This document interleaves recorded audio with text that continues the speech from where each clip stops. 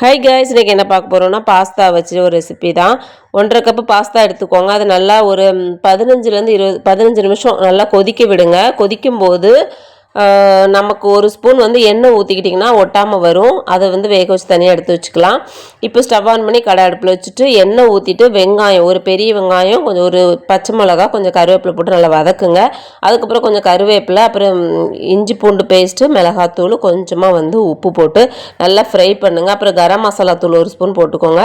அப்புறம் ஒரு கேரட்டு, கொஞ்சமாக கோஸ் கட் பண்ணி வச்சுருக்கேன், அதையும் போட்டு நல்லா ஃப்ரை பண்ணுங்கள். அப்புறமா ஒரு தக்காளி, அதாவது பெரிய தக்காளினா 1, சின்ன தக்காளி 2 தக்காளி நல்லா குட்டி குட்டியாக கட் பண்ணிவிட்டு நல்லா வதக்குங்க. வதக்கும்போது நல்லா தக்காளி மசிஞ்சிடணும். அதுக்கப்புறம் குடமிளகா, ஒரு பாதி குடமிளகா, அதையும் நல்லா போட்டு ஃப்ரை பண்ணிக்கோங்க. அப்புறம் நான் செஸ்வான் சாஸ் எடுத்திருக்கேன். அதே மாதிரி ஒரு டொமேட்டோ சாஸும் ஒரு ஸ்பூன் போட்டுக்கோங்க. உங்களுக்கு பத்தலைன்னா திரும்ப போட்டுக்கலாம், நான் கம்மியாக தான் போட்டிருக்கேன். அதையும் போட்டுட்டு நல்லா ஃப்ரை பண்ணி அப்படி பரட்டி நம்ம வேக வச்ச பாஸ்தாவும் போட்டு நல்லா ஃப்ரை பண்ணி எடுத்திங்கன்னா சூப்பரான பாஸ்தா ரெசிபி ரெடி ஆயிடும். சூப்பராக இருக்கும், பசங்களுக்கு ரொம்ப பிடிக்கும். பிடிச்சதை லைக் பண்ணுங்கள், ஷேர் பண்ணுங்கள், சப்ஸ்கிரைப் பண்ணுங்கள். Bye guys.